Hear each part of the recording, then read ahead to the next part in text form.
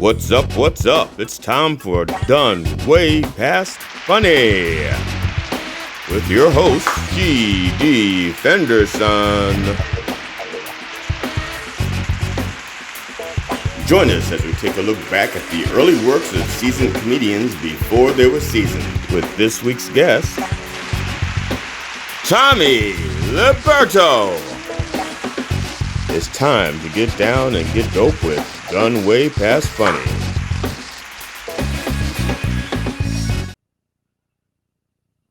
Hi, I'm G.D. Fenderson, certified forensic humorist at large, but I'm losing weight. Thank you for joining us as we continue our interview with professional foliage impersonator extraordinaire, Tommy Liberto. Enjoy. So like 2 years after the Christmas tree thing came out, I decided to come out of the closet with the weed thing. And Cool. since legalization and everything was all kind of rolling like that, I figured this right here would be a fantastic character to emulate. And it also tends to be a very highly effective outfit. You know what I mean? So now the leaves themselves are what are the leaves made of? It's all nylon. Okay. Now, Nylon. at any point, do you actually, as a prop, put a real leaf on there that you can light up? Just No, they usually by the time you try to put it on there, they wilt within a few minutes. that's true. And then they look like the rest of this out right here, just like kind of limping on down. It's true. I look like I need water, but the thing is I built this to emulate what a weed plant would look like, and then I constructed a full ghillie suit underneath here. Like the whole bottom right here is a standalone ghillie suit that doesn't need the top part, and it doesn't carry any of the decorations. It doesn't have any of the leaves. It doesn't have any of the hairs or anything like that in there. It turns me into a straight bush. and for being what it is, it's like less than 2 pounds. It's a very super ultra lightweight, and it dries very quickly, even in moist conditions. See, that's going to be one of my other questions, because with other outfits that are more like the regular mascots, one of the problems with mascot suits is that they begin to reek. Oh yeah. Oh, this right here, I just jump in the pool with this right here. I can wear it in the shower, and kind of run all sorts of soap through it and everything like that. And it's impervious to the water. I've got several shots, as a matter of fact, on my page where I'm in a floating around in one of those inner tubes, and at a festival, and I'm sitting there squirting people with a squirt gun, watering the humans. As a matter of fact, I don't think we put your social media pages out there. We started talking about it. Oh yeah. Buddy Appleweed 420 or Buddy Appleweed somehow here on Facebook, because I've had to change things a few times. Instagram is Buddy Appleweed 420. YouTube is Buddy Appleweed, straight at Buddy Appleweed, I do believe. And then when it comes to the Christmas tree, which is more family friendly and everything, that is Mr. Christmas Tree. On Facebook, it is The Real Mr. Christmas Tree. And I think on Instagram, it should be Mr. Christmas Tree for real. It's because I kind of got hacked, unfortunately. And yeah. Oh man, I had like 5,000 followers last year, and I was going all viral. I just got my world star. Oh man. People ask where the decorations are on this thing. I was like, I'm an outdoor tree and everything, but I won't turn down a star. You know what I mean? Put a nice fancy star on top. But people always ask me. They're like, well, where's the star at? And I'm like, it's on the inside. Actually, if I wore the decorations, they would get either blown off by the wind or from the action. They would fall off somehow. And if I had a star on top, it would actually make me too short to successfully navigate the subway system in New York City. Because I have this right here kind of built to some measurements. This gets me through 90% of the New York subway system without having to duck. Oh, cool. So I could, have my outfit, walk just totally normal. Some subway stations, of course, are smaller, and I can go straight through the turnstiles with this right here. Also, with the whole outfit on, just like just go straight through. People are like, because it looks like it's not going to fit, but I just go right through. See that, and that takes now. Was that something that you thought of before you built it, or did you build it, try and went, oh That right there was something I adapted after the first year. First year was loads of learning hurdles. Like the one biggest thing is when I first initially brought the tree out, it was a full tree, the size of a Christmas tree from your living room, from head to toe, all the way down to my ankles. Right. uh-huh. Well, I learned this lesson really quick on my first day in New York City. Okay, you can have a 4 foot wide ass, not a problem. New York City, not a problem. 4 foot wide ass, not a problem, right? But if you got 4 foot wide cankles, you in a world of trouble. Let me tell you what. I was like, boom, boom, boom, boom, boom, boom. Oh my gosh! I took that thing home, stripped the whole bottom off of it, man. And then I went back kind of like a Grinch, like the next day when I went out and I put on this like ghillie suit on the bottom, and then I had the Christmas tree stripped down to basically a backpack, so it looked like I was the Grinch stealing the Christmas tree. But I kind of I stepped it up a little bit. I put these big horns on. They look like something from Maleficent. The same Yeah. curl as Maleficent, except for I had them sticking out the side. So I looked like what they called a Krampus. Right. Yeah. And then I took some of the lights and kind of had them hanging off the tree, hanging on me. So it looked like I got tangled up with the tree and I done stole the tree. A lot of people call me Grinch, but I was a Krampus. And Uh, and then I also learned that the Hispanic population is kind of superstitious or scared because a lot of people are like, you know what I mean? They want oh, nothing to do with a fellow with horns on, which I'm cool with. I got you. First year, wore them. After that, got rid of that. And then throughout the years, I evolved it to where my outfit, I got more camouflage. My underneath and my base layer. Now my pants are tree trunks.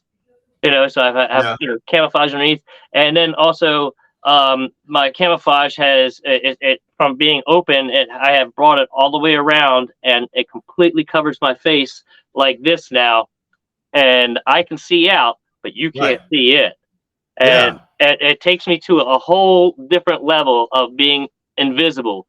Like it's like daytime invisibility. The achievement level just unlocked. Like I can stand still anywhere I go with that thing. Just whoop, stand still. My legs might be sticking out, but people still don't process it. And Right. if I take a knee with that thing, gone. I'm just a tree. Turn the lights off, just a regular tree. Have the lights on, I'm decorated and everything like that. But same thing goes with this. I have like just a little bit of my feet that stick out, and I can like duck down like 6 inches. They're gone. If I go down to kneeling height, then I'm actually the size of the average weed plant that you would get out there, like the average height. But it also blends in with everything. Well, I'm watching my focus go crazy. So if anybody out there is having some problems with the whole screen going like this, I think my phone is high. Phone's gotten too close to the leaf. I was just smoking over here, but the phone's going, man. It's going nuts. I'm kind of looking like that too. Oh, wait, hold on. Now you actually got dressed in that while we were talking, and Yes. it only took you a couple of minutes. It seems like. Yeah, generally, yeah, this right here is like 30 seconds to put it on, Yeah. pretty much. How long does it take you to get into the Christmas tree outfit? That right there takes me about, I mean, like if I were going quick, I could probably do it in 3 to 5 minutes Okay. and have the hot setup ready to go. All right. Because it's got a battery pack that I have strung in there that I have to, like, once I get the tree on, then I have to attach the battery pack because I got a bigger battery pack this past year. Oh, okay. I, Because I I used to saw. have I used to run off smaller battery packs. I started off on drill batteries Oh, okay. and then using adapters, and then I've moved on into one of those bigger batteries, the emergency kind of battery backup type things, Right. and So that right there, it weighs a little bit more than what I'm used to and everything. But when I hook it up, I've got like a good 8 9 hours worth of power. Now, does that weigh more than like a lawnmower battery? Because the lawnmower batteries are It's similar. It's similar. okay. Yeah, that's another thing I have on the tip of my tongue. Let's see. Talk about one of my favorite times. Yes. One of the things, one of my favorite memories here. Okay, so being that I was shooed away by NBC, with the Today Show, and that's the first experience I've had with them right there. Every time I've gone past their facilities here the past couple of years, like I always make sure I walk past the Today Show, even though, and I don't even try to get on. You know what I'm saying? Like I just go Right. past there, make the whole audience turn around, people take pictures, and then disappear. It's like everywhere I go, I'm making people turn around anyway. You know what I mean? And I'm like, I don't have. I mean, like if I if I was that desperate for their attention, that'd be one thing. But at that point, I had already started showing up on the radar. But my favorite thing was like a couple years back being contacted actually by oh gosh, we have the Spanish version of NBC, Telemundo. Yeah. Telemundo. Yes. Telemundo. So Telemundo got a hold of me, and they wanted to do an interview with me, and they invited me to come down to 30 Rock. Okay, now this building I cannot step a foot into. Costume characters nowhere around. Like around that Christmas tree area, Right. like for years now, you don't see any characters getting anywhere close to there, anywhere in that area whatsoever. They're not allowed. Not allowed. Right. Now you'll see them on the side streets, and I think it's because of like what I was doing, which was going there and having like the security people keep me away from the tree area, but the police, the New York City police, they loved what I was doing. They Right. loved all the smiles I was doing. They knew I wasn't a threat. And like I had like this one captain guy, he was like, listen, he's like, I know these guys give you a hard time over there. He's like, you see these streets right here? These are our streets, your streets. They're like, you can do your thing right here in the middle of the street all day long and sit there, and they can't run you away. And they're like, so come back and keep coming back. So I keep going back and doing that. But other characters I'll hang out there. I don't know. It might get a little dicey next year after seeing what this year, like how many like crowded in. But they kind of also changed the flow around also, and which I really don't want to knock anybody trying to make money or anything like that. But make it more themed. You know what I mean? Like if it's one thing if you're gonna be down in Times Square, I'm like, but unless the minions got like some Santa Claus hats on, I want Santa Spider Man. See, Those I guys are pretty cool though. Actually, it's kind of a weird experience with that. But long story short, those characters downtown, those guys, they stand there all day long. A lot of them are immigrants and people don't quite speak English and everything like that. And there's and they have their friends that look out for them, and a lot of them kind of like just don't. They don't understand, like the way our culture is run up here, also. So things kind of run different, and there's been misunderstandings with those guys. But anyway, enough of those. so how did the Telemundo interview go? Oh yeah, that's right, man. I'm the worst at telling stories, man. That's okay. You got me here. I will. You got me He's here. like, I can edit this. All Yes. right, back to the edit. Let's get to the point after we smoke a joint. All right. So anyhow, Telemundo, being invited by Telemundo was an absolute achievement. You know what I mean? Being invited into the 30 Rock building because I'd never been in there, wasn't allowed in there, and now I'm getting issued a pass and walking through the building, I'm gold. You know what I mean? And Yeah. and so they take me upstairs to their office, to get ready and everything. And they're right next to where the other Jimmy does his show up there. I didn't get Right. invited on there yet. Don't get my hopes up too much. You know what I mean? But Speak anyhow, with me. Speak with me. You can fail upwards. No, I'm yeah, just yeah, kidding. No, I'm just kidding. Just kidding. exactly. Don't, yeah, yeah. Don't ever, worry about those type of things, man. Anyhow, so I was invited up there, and as I was walking through the door into Telemundo's office, it's actually they split the offices with NBC because it's their NBC, Right. thing, and this girl who was sitting there, she just starts lighting up, and she's like, "Oh my God, how did you get this guy? And because her mother had actually posted a picture, and they had posted it all on ABC and their websites and on TV and everything like that of me walking off of a subway car, dressed up as a Christmas tree with 34th with a 34th Street sign, like right there. You know what I mean? Like it was like. Yeah, like her mom had taken the picture that started going viral and everything like that, and then she sat there and landed up and had me do an interview with her next year. So like last year, I did like 2 interviews with I had NBC, 2 times, Oh, cool. so it was pretty cool.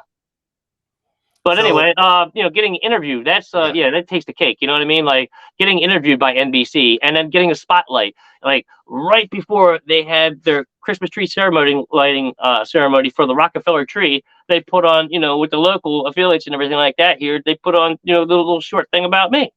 And then I had Cool. this other guy who has a daytime show and everything. It was like a daytime, like 11 o'clock in the morning type thing, right before the news. And so they had my skit on his stuff, and I thought that was pretty cool. But I mean, I get I've been getting featured. I was on Good Morning America.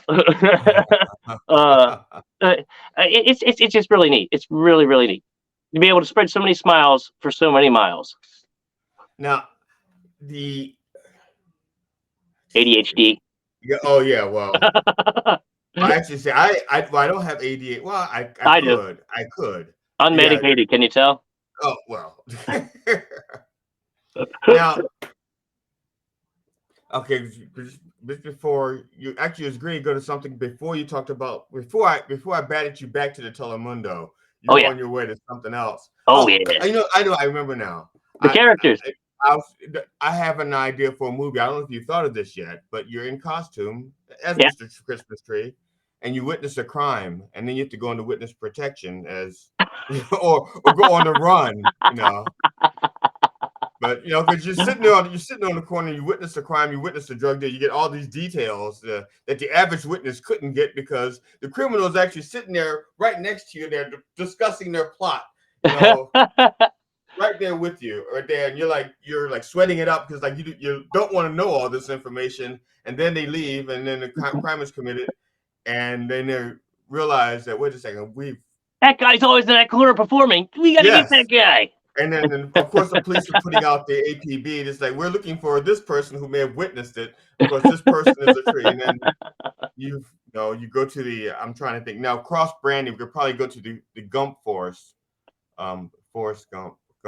We, Gump Forest, yes. Well, because, you make up places. So you go to the Gump Forest or whatever. But that's the premise. And then you go right. into witness protection, you're hiding in the woods. So that's the movie. I just pitched it. And somebody's going to steal it. And look, if somebody steals it and approaches you about it, at least hire me as a writer. I Oh, don't dude, have I to be. can't leave you behind. I can't be like those other scumbags. I'm my own scumbag. See?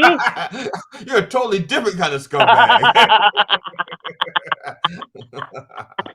So if somebody takes that movie and approaches you with it, at least get me as a writer. Oh yeah. Well, yeah. If somebody comes and approaches me with that movie, I'll probably bang them over the head and just bring it back to you.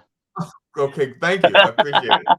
That's Because kind of guy I am. I don't have the money to produce a film. If I did, I have 4 other films. I have 4 other films I could produce. 4 ideas that are not like that one, because this is the first time I thought of this one. But I'm looking at the camera in case there's somebody out there who actually wants to exploit my film ideas. Oh yeah, right. Yeah. Oh man, talk about being exploited though. Yes. I found myself on the cover of a hardback book actually this past year, just recently. It was published back in 2019. I haven't seen a dime from it. It literally is a paparazzo. This guy Phil Penman takes pictures, does paparazzo type pictures of all sorts of famous people. And throughout his book, there's like Brad Pitt, Angelina Jolie, Kanye West, Michael Jackson. Literally like 178 pages or something like that. There's a lot. You know what I mean? Like, and it's all sorts of famous people. And strewn through it, those famous people is yours truly. I think I got 3 pictures up in there, and I'm on the cover of the book. Now, what's the name of the book? It's actually the profile picture on my page. The name of the book is called Street. Okay. By Phil Penman. Okay. I'm ratting them out. I put the word out with some photographers up there that I was looking for them. That is well. If because I don't want to give him money if he's not giving you money. Yeah, But you if I but paparazzoed me, man. if I can get a if I can get a free copy of it, I will hunt you down so you can sign it for me. Oh, dude, most definitely. Oh, But I want to give him. I don't want to give him money if he's not paying you. That's not right. yeah, right. That's what I Yeah, thought, man. But yeah, that's not right. yeah, and yeah, and you know, I guess those things can happen, but that's all and the life and the adventures of a very popular bushman. Cool, cool, man. So after have you done any more shows with the group again? What's the group? Dogs in Oh, a pile. dogs Dogs in in a a pile. pile. Dogs in a pile. No, I haven't done any shows. It's not a regular thing. It was just like for Christmas time. But I wouldn't say no to being invited back. And doing yeah, I'd love to do shows like that. I think they were doing a fundraiser that night also. So loads of fun. Now, when you watch yourself on television or Hmm. when you watch yourself on footage, do you forget that it's you? I mean, can you get lost in the idea that that is not Tommy Liberto in there, or are you like, No, I have people remind me of it. Here in the Northeast area, going to out to different festivals, large events, and shows.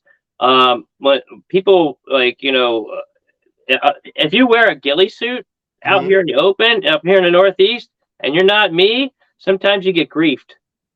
Oh, Oh now yeah, this is yeah, yeah. I got a lot of people that don't let they don't want to let me forget that who I am. You know what I mean? So for me, like seeing the footage, it's like I I look so much different than my competition that yeah I don't really totally get lost in it. It would be nice though. this now for those people who are Hobbit fans but aren't familiar with Tommy Liberto. When he says ghillie suit, he's not referring to one of their characters. This is Oh, something different. yeah. Yeah, look it up. This is some Scottish heritage right here. The Gillies. Yeah, if you go ahead and use that Google. Yes. Yeah. uh, Now, hunting outfit. is there a different emotional preparation you have for Bud? Bud As was opposed to tree. yes. Oh, as opposed, yeah. Oh, well, yeah, Do you- because yeah, like when you were asking earlier about my different outfits, right. and how many different outfits I have. Like I have like like I think seven total, but these two right here are the most popular. So Right. like at Christmas time, like November turns around, like I go in the Christmas tree mode, and then from January, for the rest of the year, I go into bud mode. I used to go and use my other outfits, but I kind of retired them due to the insane popularity of Buddy Appleweed when I go out. The ability to be able to make people smile and laugh, and I don't even have to speak their language. It's a pretty good feeling. You know. But I just figured, if I were to put, like, I could probably, get away with using my grass suit again, but Right. it's too it still just reminds me too much of my other brethren, and I don't want to look like them. I just want to be my own original kind of guy. Gotcha. Yeah. Yeah. But you still have like but you I probably still didn't answer the question. That's do my you CIA training. do you miss using the grass suit? You know, because Actually, is there a difference? actually, I do. And I'm actually rebuilding the grass suit. The whole I love my grass suit, and it was a synthetic thing. But when I was painting it, I for like 2 years, 3 years here, I was painting the thing and using spray paint and having to touch it up because the paint would flake off, Right. and it being brown underneath. And so that right there, well, actually, after a while, I started getting into using some of these fabrics and learning how to dye the synthetic fabrics. And Okay. so I started experimenting on dyeing the synthetic fibers I was using for the grass. And then I switched the whole suit over to just dyeing it. I dyed it, green, and I haven't had to dye it again. But it was causing a problem with all the paint flakes coming off. It was kind of Right. dusty. and I was starting to spit up green boogers, like Oh green yeah, green. yeah. Well, no, no, not the regular green ones, the green flaky ones. Like I inhaled like the bottom of a baggie of weed or oregano, you know, Oh and yeah. that was definitely not too good for my lungs. So I kind of retired that suit, and I was in the process literally of tearing out like the grass and replacing that. But some of my materials aren't available anymore for that, and so I'm looking into different ways of getting this extruded vinyl product that I'm so desperately searching for. Now, do you miss doing traditional stand up? Do you have the desire to do it again, or? Actually, I it kind of changed my perspective on things to where doing regular stand-up comedy, you know what I mean, doing stand-up comedy as it is, I was doing comedy inside of a box. You know what I Right. mean? I was Yeah. inside of a box with this big group of people, and I found that now I'm performing outside the box, which is outside. Wherever I'm going to, I can strike up crowds of people into laughter. Although I don't generally grab their attention for a whole long time. You know what I mean? I Right. get it, and if I do, I hold on to it for a while. But I treat the world as my stage now. Right? So I'm not I don't wait to bust out jokes and things like that on people. Like literally, like when I'm out and around, Right. I just keep the silly button on turned on to 12. Okay, but do you come across like you watch the news and Hmm. you're like, oh man, I got a great joke for that. I wish I maybe I'll just do 2 minutes at such and such so I could tell this joke because I really like this joke. Or would you just pass it on to someone else to like call, like one of the other friends that are comedians to go like, look, I got this great idea for a joke. I'll never use it because I'm Mr. Christmas Tree, but you might be able to use this joke. Oh yeah, yeah. I've done that before, but I've also saved them for later occasions. Oh, okay. Yeah, sometimes you can relate back with some stuff, but yeah, if I like getting stuff out like right away, be like, oh, this right here, GD Yeah, would love that one. I had that experience when I don't know if you remember when Charlie Manson got engaged to a woman named Star Blaze. Oh, This was in 2014, 2015, I think. Right, yeah, like in January 2015. right, He gotten engaged to her, and I was driving when I found out about it. I was in the car listening to the news. I was dropping my wife off at the airport, and as soon as they mentioned it, I said, "Ah, I got a great set." And I'm driving, and I can drive and write at the same time. I can write like this and drive on the road oh, without you got seeing, yeah, you know. you got some real good shorthand skills, but don't make them too shorthand skills. Yeah, Ah, that's only if I hit something. So I'm writing this stuff down. I'm driving, and then I said, okay, I forgot to find a place to perform. So I Googled like clubs near the airport in Orlando. Not Orlando. Yeah, was it Orlando? No, not Orlando. Sarasota. There's Tampa Airport. So I started Googling clubs near Tampa, and I said, where can I get on stage? There was one that had a mic or open mic place called something Willies, Wet Willies, Wild Willies, but something in the word Willie in it. right.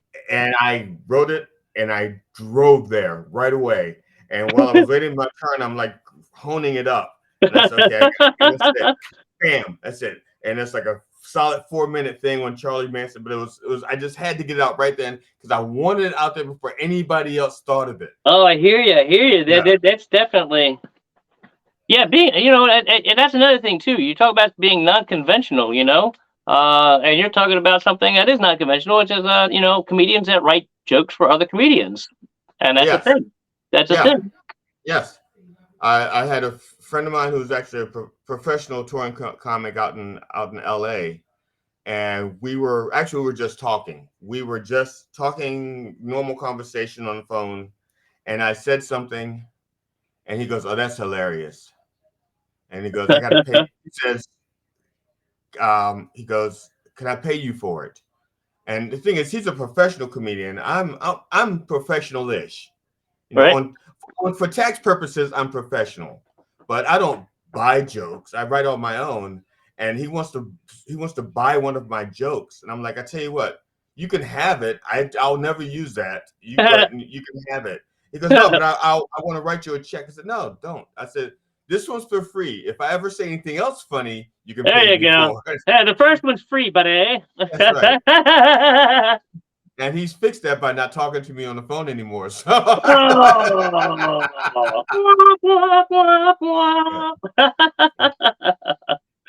Oh, uh, typical human beings. I could we do talk. We still talk.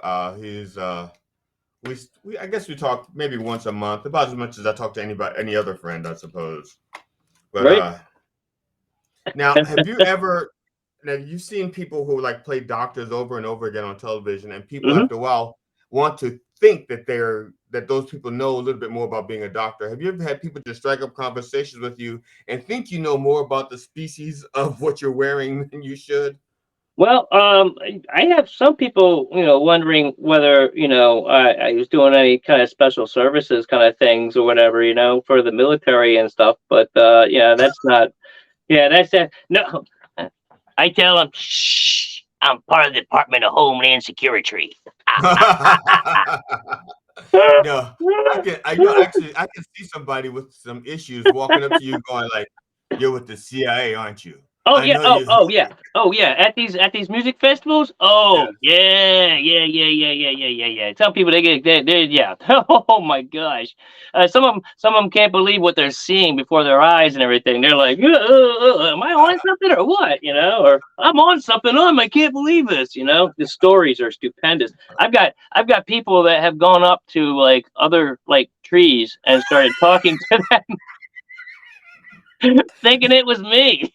Some of the conversations, I'll be right back, Tommy. I'm going to go to the bathroom and come back and start talking to the wrong tree. And you be like, I'm standing like 5 feet away, and they're talking to the wrong tree. Oh yeah. Oh dude. I had all sorts of fun because I do safety and security at these large events and music festivals also because I'm not just a sneaky guy, although I, right. I love to go around.